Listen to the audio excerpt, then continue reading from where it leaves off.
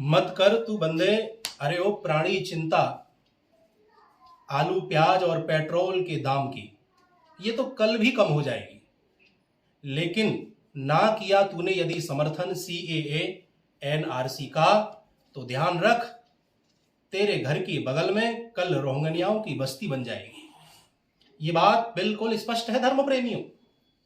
आपके घर के बगल में एक ना एक दिन, कुछ दिन बाद ही बांग्लादेशियों की झुग्गी पट्टियां, रोहिंग्याओं के मकान बनने में देर नहीं लगेगी, क्योंकि इनका साथ देने वाले हम जयचंदों में भी, हमारे हिंदुओं में भी जयचंदों की कमी नहीं है। तो मैं थोड़ा सा ध्यान आपका आकर्षित करना चाहूंगा कि घुसपैठियों का विदेशों में क्या हाल है। हम चर्चा करते हैं दक्षिण कोरिया की। दक्षिण कोरिया की सीमा में यदि कोई अवैध रूप से प्रवेश करता है तो उसे 12 साल की सजा दी जाती है, यानी 12 साल की उसे कैद दे दी जाती है।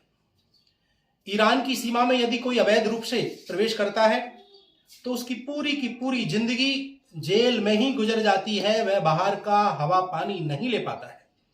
अफगानिस्तान में यदि कोई अवैध रूप से सीमा को पार करते हुए देखा भी जाता है तो उसे देखते ही गोली मारने का आदेश है, यानी कि उसे देखते ही गोली से उड़ा दिया जाता है, उससे उसकी जिंदगी छीन ली जाती है।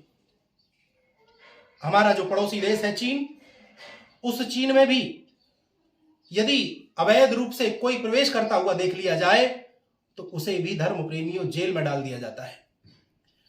ब्रिटिश बॉर्डर को पार यदि कोई अवैध रूप से करता है तो उसके खिलाफ मुकदमा चलता है, और बताते हैं कि उसके खिलाफ मुकदमा लड़ने वाला कोई वकील भी उसे नहीं मिलता है। हमारे भारत में तो धर्म प्रेमी हो, ऐसे वकील बहुत सारे पैदा हो जाते हैं।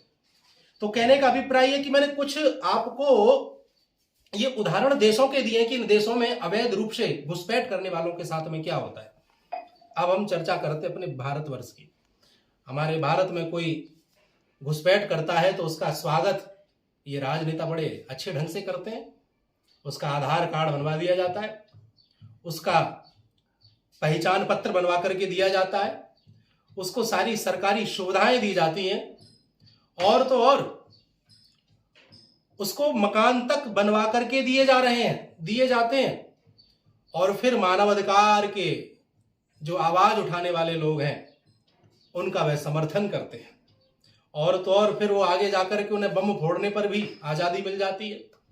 वह मानव बम बन करके भी जिहाद में काम साथ देने लग जाते हैं। जिहाद तो तरह तरह के आपके सामने खुल करके आ रहे हैं।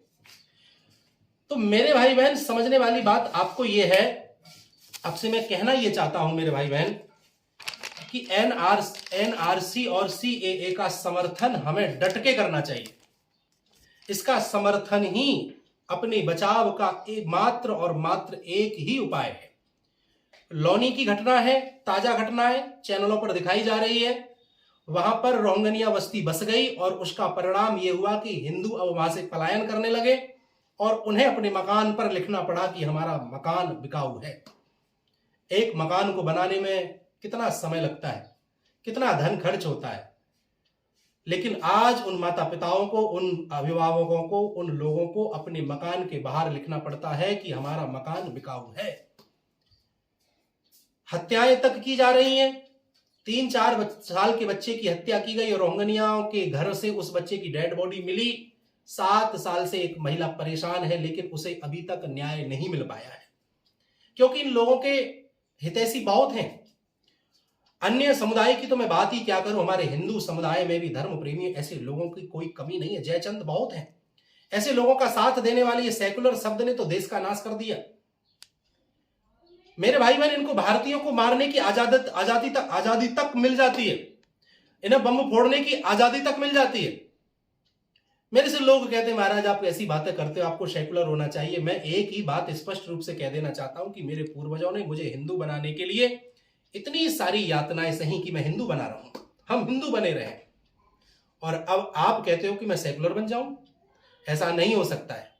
मैं कहना चाहता हूं कि नफरत नहीं, हम प्रेम के आदी हैं।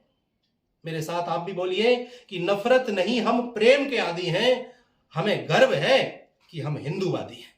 आपसे पुनः एक बार मेरा निवेदन है, शहद जैसा परिणाम यदि हिंदू समाज को चाहिए तो हमें मधुमक्खियों की तरह एकता बनानी पड़ेगी, तभी शहद जैसा परिणाम हम और आपको मिल सकता है।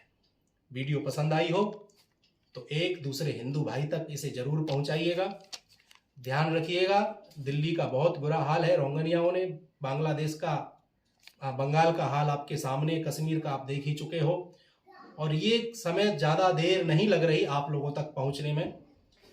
बहुत जगह ये रोहिंग्या रह रहे हैं, छत्र छाया इनको मिल रही है, इनका पूरे संरक्षण इनको लोगों को मिल रहा है। आप लोगों को आगे आना चाहिए। बहुत बहुत धन्यवाद। जय श्री राम। खुल के विरोध करो। हर हर महादेव।